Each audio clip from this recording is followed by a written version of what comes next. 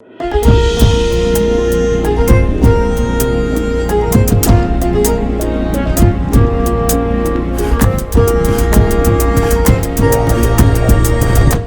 ጤና ይስጥልኝ ውድ የፈታ ዴሊ ተከታታዮቻችን፣ ይህ የዕለተ ዓርብ የምሽት ጥንቅራችን ነው።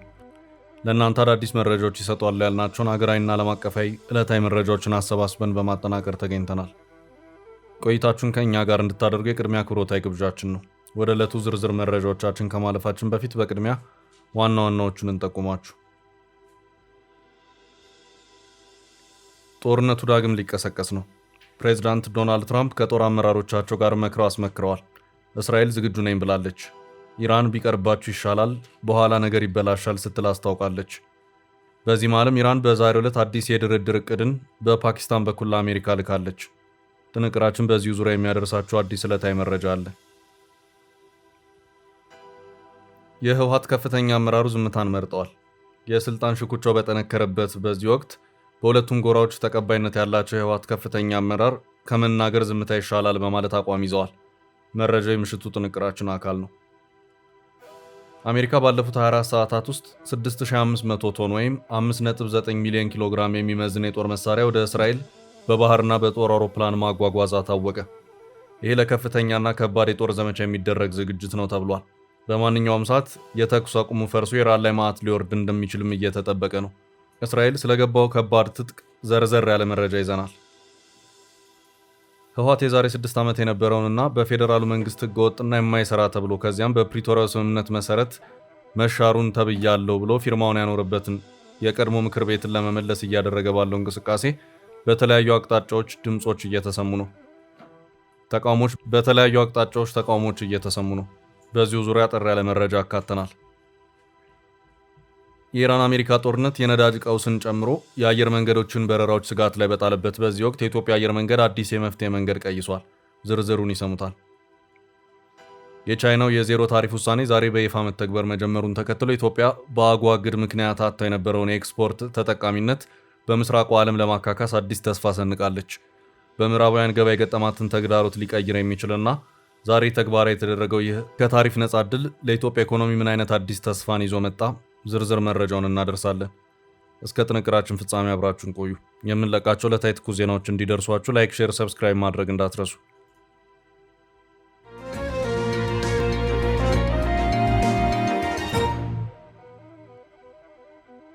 ጦርነቱ ዳግም ሊቀሰቀስ ነው። ፕሬዚዳንት ዶናልድ ትራምፕ በኢራን ላይ አዲስና የተቀናጀ ጥቃትን ለመክፈት ከጦር አመራሮቻቸው ጋር በጥብቅ እየመከሩ መሆኑን በዛሬው ዕለት የወጡት ዘገባዎች አመላክተዋል። ፕሬዚዳንት ዶናልድ ትራምፕ ጦርነቱን አሸንፈናል ቢሉም የተኩስ አቁም ስምምነቱ ወደ ዘላቂ የሰላም ስምምነት ሊቀየር ባለመቻሉ በዓለምና በአሜሪካ ኢኮኖሚ ላይ ከባድ ፈተናን ደቅኗል። ኢራንም በተጽዕኖ ወደ ድርድር ለማምጣት በሆርሙዝ የሚገኙትን ወደቦቿን ቢዘጉም ዛሬም ድረስ ይህ ነው ሊባል የሚችል ውጤት ሳይገኝ ሰላምም ሆነ ጦርነት በሌለበት የሁለቱ ሀገራት ውጥረት አሁንም ድረስ እንደቀጠለ ይገኛል። ኢራን ከዚህ ቀደም ለሰላም ንግግሩ ይበጃል ያለችውን የሰላም እቅድ ወይም ፒስ ፕሮፖዛል በአደራዳሪዋ ፓኪስታን በኩል ለአሜሪካ ያቀረበች ሲሆን ትራምፕ በኢራን የተላከውን የሰላም እቅድ ከመረመሩና ካስመረመሩ በኋላ ደስተኛ እንዳልሆኑም ሲነገር ቆይቷል። በዛሬው ዕለት አልጀዚራ፣ ሲኤንኤን እና ሲቢኤስ ባሰራጯቸው ዘገባዎች እንዳመለከቱት ከሆነ ደግሞ ኢራን የተሻሻለን ያለችውን አዲስ የሰላም እቅድ ለፕሬዚዳንት ዶናልድ ትራምፕ ልካለች። ያው አዲሱ የሰላም እቅድ የተላከላቸው የአሜሪካ ባለስልጣናት በሰነዱ ዙሪያ እስካሁን ባለው ሁኔታ የሰጡት ምላሽ አልተሰማም። ሆርሙዝን በመዝጋት ኢራንን ባሰቡት መልኩ ማንበርከክ ያልቻሉት ፕሬዚዳንት ዶናልድ ትራምፕ የለም ሆርሙዝን ከመዝጋት ባለፈ በኢራን ላይ ተጨማሪ ወታደራዊ እርምጃ መውሰድ ያስፈልጋል በሚልም እየመከሩና እያስመከሩ መሆኑን በዛሬው ዕለት የወጡት ዘገባዎች አመላክተዋል። በዛሬው ዕለት አልጀዚራ ባሰራጨው ዘገባው እንዳመለከተው ከሆነ በትራምፕ የታሰበው ሁለተኛው ዙር የኢራን ድብደባ ጥቃት የተመረጡ ኢላማዎችን ወይም ታርጌቶችን ታሳቢ ያደረገ ነው። በዚህ በሁለተኛው ዙር ማጥቃት በኩልም በ39ኙ ጦርነት ወቅት የአሜሪካ አጋር በመሆን ውጊያውን ስታቀጣጥል የነበረችው እስራኤልም አብራ ትሰለፋለች ተብሏል። እኛም ዝግጁ ነን፣ የምንጠብቀው በአሜሪካ በኩል ውጊያውን እንቀጥልበት የሚለውን አረንጓዴ መብራት ብቻ ነው ሲል የእስራኤል መከላከያ ማስታወቁን የዛሬው የአልጀዚራ ዘገባ አመላክቷል። ኢራን በበኩል ላይ ሰላም እቅዱን ወደ ጎን በማድረግ ወደ ጦርነት የሚገባ ከሆነ ኢራን የምትሰጠው ምላሽ ቀጠና እንደሚሆን አስጠንቅቃለች። በ39ኙ ቀናት ጦርነት በኢራን ድሮኖችና ሚሳይሎች ከባድ ምትን ያስተናገዱት እንደ ሳውዲ፣ ኳታርና ኩዌት ያሉት የቀጠናው ሀገራት የቀደመው ጦርነት ዳግም ሊቀሰቀስ አይገባውም እያሉ ይገኛሉ። ተንታኞች የዳግም ጦርነቱን መቀስቀስ አለመቀስቀስ የሚወስነው በዛሬው ዕለት በኢራን የቀረበው አዲስ የሰላም እቅድ በአሜሪካ ባለስልጣናት በኩል ተቀባይነት ያገኛል ወይስ አያገኝም የሚለው ነጥብ መሆኑንም እያመለከቱ ይገኛሉ። የኢራንን የሰላም ድርድር በተመለከተ ፕሬዝዳንት ዶናልድ ትራምፕ ወጥረው የያዙት ኢራን ኒውክሌር ጦር መሳሪያን መታጠቅ የለባትም፣ ይህንን ሐሳቧንና ዕቅዷን እስከ ወዲያኛው እርግፍ አድርጋ መተው አለባት በሚል ነው። ኢራን በበኩሏ ለዓመታት የለፋውበትን ይህንን ዕቅድ እርግፍ አድርጌ አልተውም፣ አስፈላጊ ከሆነ በሚደረግ ድርድር ለጥቂት ዓመታት ላራዝመው ወይም ላዘገየው እችላለሁ የሚልን አቋም ይዛለች። የሆርሙዝ ጉዳይ አንዱ ሌላኛውን ለማንበርከክ የሚጠቀምበት ተጽዕኖ መፍጠሪያ መሳሪያ እንጂ የድርድሩ የልዩነት አጀንዳ አይደለም።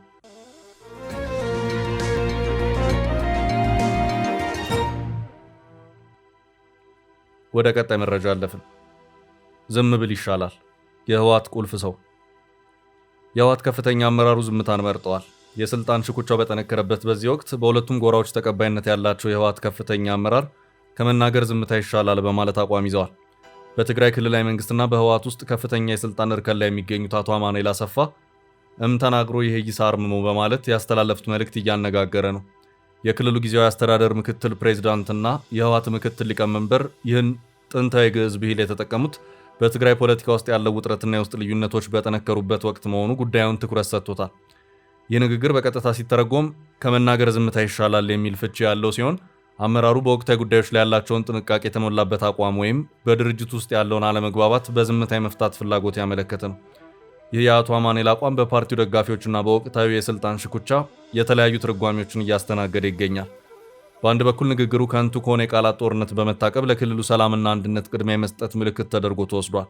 በሌላ በኩል ደግሞ በህወሓት አመራሮች መካከል ያለው ልዩነት ወደ አደባባይ እየወጣ ባለበት በዚህ ወቅት እንዲህ ያለ መልእክት ማስተላለፍ በውስጥ መስመር የሚደረጉ ጥርጣሬዎችን ወይም ያልተቋጩ ውይይቶችን ሊያመለክት ይችላል። የትግራይ ክልል ጊዜያዊ አስተዳደር ምክትል ፕሬዝዳንትና የህወሓት ምክትል ሊቀመንበር አማኑኤል በይፋዊ ትስስር ገጻቸው ያሰፈሩት ይኸው መልእክት በትግራይ ጊዜያዊ አስተዳደርና በህወሓት መዋቅር መካከል ያለው ግንኙነት አሁንም በከፍተኛ ጥንቃቄና በተለያዩ የሀሳብ ፍጭቶች ውስጥ እያለፈ መሆኑን ያመለከተ ማረጋገጫ ሆኖ ቀርቧል። የአቶ አማኑኤል አሰፋ አጭር ግን ጥልቅ መልእክት የተለያዩ ግብረ መልሶችን እያስተናገደ ነው።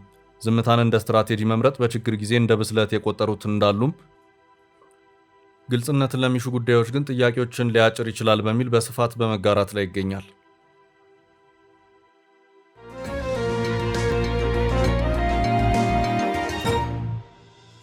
ወደ ቀጣይ ርዕስ አለፍን። የቀጣዩ ጦርነት ትጥቅ እስራኤል ደረሰ። አሜሪካ 5 ሚሊዮን ኪሎ ግራም መሳሪያ ለእስራኤል ሰጠች። አሜሪካ ባለፉት 24 ሰዓታት ውስጥ 6500 ቶን ወይም 5.9 ሚሊዮን ኪሎ ግራም የሚመዝን የጦር መሳሪያ ወደ እስራኤል በባህርና በጦር አውሮፕላን ማጓጓዟ ታወቀ። ይህ ግዙፍ የጦር መሳሪያና ትጥቅ እስራኤል መድረሱን ተከትሎ የእስራኤል መከላከያ ሚኒስቴር በሰጡት መግለጫ በኢራን ላይ ሌላ ዙር ዘመቻ ሊኖር ይችላል ብለዋል። የኢራኑ ጦርነት እየከወነ ያለው ሴንትራል ኮም በሳምንቱ ኢራንን ወደ ንግግር ለመመለስ ፈጣን፣ አጭርና አደገኛ የጥቃት እቅድ አውጥቶ ፕሬዝዳንት ትራምፕ ለውሳኔ ማቅረቡም ይታወሳል። በመርከብና አየር ተጭኖ ወደ እስራኤል የደረሰው መጠነ ሰፊ ትጥቅ በዋነኝነት ፈንጂዎችን፣ ወታደራዊ ተሽከርካሪዎችን እንዲሁም ሌሎች የጦር መሳሪያዎችን የያዘ መሆኑ ተነግሯል። በእስራኤል ሃይፋና አሽዶድ ወደቦች ላይ ትጥቁ መራገፉን የተረጋገጠው 2 መርከቦች ትጥቁን ማድረሳቸው ከምስል ጋር የተያዘ መረጃ ከእስራኤል ጦር ተሰምቷል። ይህንን መጠነ ሰፊ ትጥቅ የማጓጓዝ ስራ የተከወነው በእስራኤል መከላከያ ሚኒስቴርና በዋሽንግተን ቀጥተኛ ትብብር ሲሆን በአየር የመጣው ትጥቅ በእስራኤል በመላው ሀገር ወዳሉ የወታደራዊ ሰፈሮች መበተኑ ተዘግቧል። የኢራኑ ጦርነት ከተጀመረ አንስቶ እስራኤል ከአሜሪካ 115600 ቶን ክብደት ያለው ወታደራዊ ቁስ መረከቧ ሲጠቆም በአጠቃላይ ከ400 በላይ አየር ጭነት ምልልሶች መደረጋቸውን መረጃው ተነግሯል። ትጥቅ በፍጥነት ለእስራኤል የመምላቱ ድርጊት የተከወነው በፓኪስታን ሊደረግ የነበረው ሁለተኛው ዙር ንግግር መክሸፉና የተኩስ አቁም የ2 ሳምንት ስምምነቱ መጠናቀቁን ተከትሎ ነው። ትላንት የእስራኤል መከላከያ ሚኒስቴር የሆኑት ያስር አልካትስ እስራኤል የተኩሱን አቁም ልታፈርስ እንደምትችል፣ ለዚህም የስትራቴጂ ግቦችን ነድፋ ማጠናቀቋን ገልጸዋል። በሌላ አነጋገር በኢራን የትና ምን ሊመታ እንደሚችል ግልጽ እቅድ ወጥቶ ሊተገበር መሆኑን የተጠቆመው የእስራኤል አየር ኃይል አለቃ ሜጀር ጀነራል ኦመር ቲሽለር ትጥቁን በወደቡ ላይ ተገኝተው በተረከቡበት ስነ ስርዓት ኢራን ደቃለች ሲሉ ተናግረዋል። መከላከያ ሚኒስትሩ ካትዝ በበኩላቸው ጠቅላይ ሚኒስትር ቤንያሚን ኔታንያሁና ፕሬዚዳንት ትራምፕ ኢራን ለነጻው ዓለም ዳግም ስጋት እንዳትሆን ለማረጋገጥ በጋራ እየሰሩ ነው ሲሉ ተናግረዋል። ፌብሩዋሪ 28 የተጀመረው የኢራን ጦርነት አሁን ተኩሱ ጋብ ያለ ቢመስልም የአሜሪካና እስራኤል ባህር ኃይሎች የሆርሙዝን መውጫና መግቢያ በተለይ ለኢራን መርከቦች መዝጋታቸው ይታወቃል። በ24 ሰዓት ውስጥ ብቻ 5.9 ሚሊዮን ኪሎ ግራም የሚመዝን ትጥቅ ማንቀሳቀስ ታዲያ በወታደራዊ ተንታኞች በኩል ለከፍተኛ ዘመቻ የሚደረግ ክንውን ሆኖ ታይቷል። በተጨማሪ የእስራኤል መከላከያ ኢንዱስትሪዎች ባለፉት 2 ሳምንታት 24 ሰዓታት ያለማቋረጥ ምርት በማምረት ሂደት ላይ እንዲሆኑ መደረጋቸው ለፈጣንና አደገኛ የጦር ዘመቻ መምጣት ሌላ አመላካች ክስተት መሆኑም ተገልጿል። በኢራን በኩል አሜሪካ ወደ እስራኤል ስለላከችው ከባድ ትጥቅ እስካሁን የተሰጠ አስተያየት የለም።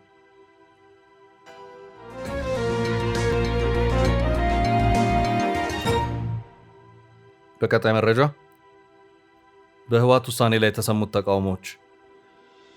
ህወሓት የዛሬ 6 ዓመት የነበረውንና በፌዴራሉ መንግስት ህገ ወጥና የማይሰራ ተብሎ ከዚያም በፕሪቶሪያው ስምምነት ተሽሯል ተብያለሁ ብሎ ፊርማውን ያኖረበትን የቀድሞ ምክር ቤትን ለመመለስ እያደረገ ባለው እንቅስቃሴ በተለያዩ አቅጣጫዎች ተቃውሞዎች እየተሰሙ ነው።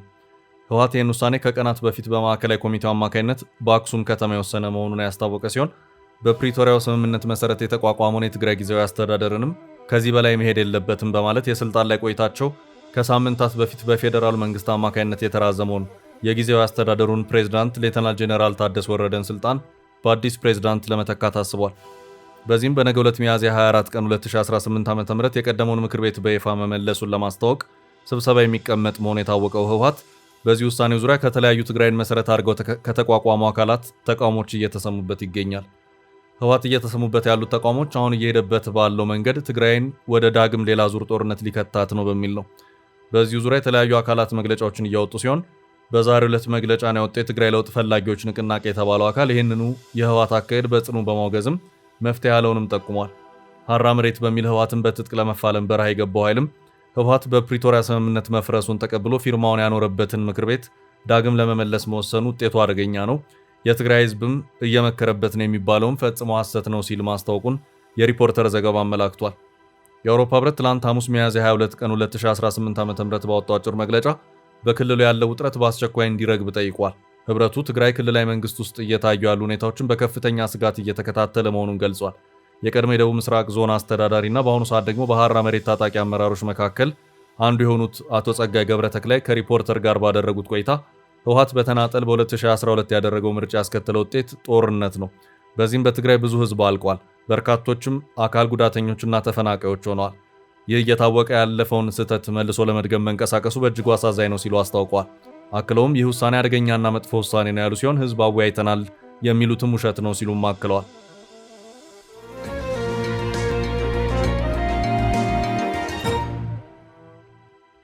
በቀጣይ ርዕስ አየር መንገዱ ለጦርነቱ ቀውስ መፍትሄ አገኘ። የኢራን አሜሪካ ጦርነት የነዳጅ ቀውስን ጨምሮ የአየር መንገዶችን በረራዎች ስጋት ላይ በጣለበት በዚህ ወቅት የኢትዮጵያ አየር መንገድ አዲስ የመፍትሄ መንገድ ቀይሷል። በአፍሪካ ግዙፍነቱ የሚታወቀው የዳንጎቴ ነዳጅ ማጣሪያ ለዓለም አቀፍ አየር መንገዶች የጀት ነዳጅ በቀጥታ ማቅረብ መጀመሩን ተከትሎ የኢትዮጵያ አየር መንገድ የዚህ ታሪካዊ አቅርቦት ሰንሰለት አካል ሆኗል። በአሜሪካና በኢራን መካከል ያለው ውጥረት በዓለም አቀፍ የነዳጅ ገበያ ላይ መዋዠቅ በፈጠረበት በዚህ ወቅት የናይጄሪያው ዳንጎቴ ማጣሪያ ምርቱን ወደ አውሮፓ መላክ መጀመሩ ለአፍሪካ አቪዬሽን ዘርፍ ትልቅ እፎይታ ሆኗል። የኢትዮጵያ አየር መንገድ ከዚህ ግዙፍ ማጣሪያ ነዳጅ መግዛት መጀመሩ አየር መንገዱ ከአህጉሪቱ በቅርብ ርቀት ነዳጅ በማግኘት ወጪውን ለመቀነስና የአቅርቦት ዋስትናውን ለማረጋገጥ የሚያስችለው ስልታዊ እርምጃ ተደርጎ ተወስዷል። የአዲስ የንግድ ትብብር አፍሪካ በነዳጅ አቅርቦት ረገድ ያላትን የውጭ ጥገኝነት በመቀነስ ረገድ ትልቅ ምዕራፍ ተደርጎ ይቆጠራል። የዳንጎቴ ማጣሪያ በቀን 650 ሺህ በርሜል ነዳጅ የማጣራት አቅም ያለው ሲሆን ምርቱን ለኢትዮጵያ አየር መንገድ መሰል ግዙፍ ተቋማት ማቅረብ መጀመሩ በአህጉሪቱ ውስጥ ያለውን የንግድ ዝውውር ይበልጥ ያሳልጠዋል። እንደ ቢዝነስ ኢንሳይደር አፍሪካ ዘገባ ከሆነ የኢትዮጵያ አየር መንገድ ከዚህ ቀደም ከባህር ማዶ ሀገራት ነዳጅ ለማስመጣት ይገደድ የነበረ ቢሆንም አሁን ግን ከአፍሪካው ግዙፍ ማጣሪያ በቀጥታ ማግኘቱ የአህጉሪቱን የኢኮኖሚ ትስስር ወደ ላቀ ደረጃ ያሸጋግረዋል። በዓለም አቀፍ ደረጃ ያለው የፖለቲካ ውጥረት የነዳጅ ዋጋን ሰማይ በሰቀለበት በዚህ ወቅት የዳንጎቴ ማጣሪያና የኢትዮጵያ አየር መንገድ ግንኙነት ለአፍሪካ ተምሳሌት የሚሆን ክስተት ነው። ይህ አጋርነት የኢትዮጵያ አየር መንገድን የበረራ ዋጋ በማረጋጋት ረገድ የሚኖረው ሚና ከፍተኛ ሲሆን ማጣሪያው ምርቱን ወደ አውሮፓ መላክ መጀመሩ ደግሞ አፍሪካ ከነዳጅ ገዥነት ወደ ነዳጅ ሻጭነት እየተሸጋገረች መሆኑን ያሳያል። ይህ የነዳጅ አቅርቦት ስምምነት የአፍሪካ አየር መንገዶች በዓለም አቀፍ ገበያ ላይ ያላቸውን ተወዳዳሪነት ይበልጥ እንደሚያጠናክረው ይጠበቃል።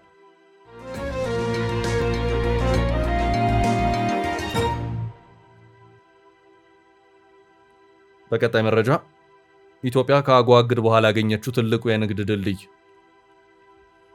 የቻይናው የዜሮ ታሪፍ ውሳኔ ዛሬ በይፋ መተግበር መጀመሩን ተከትሎ ኢትዮጵያ በአጎዋ እግድ ምክንያት አጥታ የነበረውን የኤክስፖርት ተጠቃሚነት በምስራቁ ዓለም ለማካካስ አዲስ ተስፋ ሰንቃለች። ኢትዮጵያ ለምንም የቀረጥ እንቅፋት ምርቶቿን ወደ ግዙፍ የቻይና ገበያ መላክ የምትችል ሲሆን ይህ አጋጣሚ በአጎዋ እግድ ምክንያት የተዘጉ የገበያ በሮችን ዳግም ለመክፈት ትልቅ ስልታዊ እርምጃ ተደርጎ ተወስዷል። ቻይና ይህንን መብት ለ53 የአፍሪካ ሀገራት መስጠቷ አህጉሪቱ በምዕራባውያን ላይ ያላትን የንግድ ጥገኝነት በመቀነስ ወደ ምስራቁ ገበያ እንድታዘነብል የሚያደርጋት ወሳኝ ክስተት ነው። በቡና መገኛነቷ የምትታወቀው ኢትዮጵያ ከዛሬ ሜይ 1 ቀን 2026 ጀምሮ ተግባራዊ በሆነው የቻይና የዜሮ ታሪፍ ፖሊሲ በመታገዝ የቡና ኤክስፖርቷን ወደ ላቀ ደረጃ ለማሸጋገር በዝግጅት ላይ ትገኛለች። ይህ ፖሊሲ ቻይና ዲፕሎማሲያዊ ግንኙነት ካላቸው 53 የአፍሪካ ሀገራት ለሚገቡ ምርቶች የጣለችውን ቀረጥ ሙሉ በሙሉ የምታነሳበት ሲሆን ይህም የኢትዮጵያ ቡና በዓለማችን እጅግ ፈጣን እድገት እያሳየ ባለው የቻይና ገበያ ውስጥ ጠንካራ ተወዳዳሪ እንዲሆን በር ከፍቶለታል። ቀደም ሲል ለጥቂት ሺህ ቶን ብቻ የተወሰነ የኢትዮጵያ ቡና ሽያጭ አሁን ላይ በዓመት ከ50 ሺህ ቶን በላይ ማደጉን ተከትሎ የአዲስ አሰራር በዘርፉ ለተሰማሩ ላኪዎችና በሚሊዮኖች የሚቆጠሩ አርሶ አደሮች ትልቅ የገቢ ምንጭ እንደሚሆን ይጠበቃል።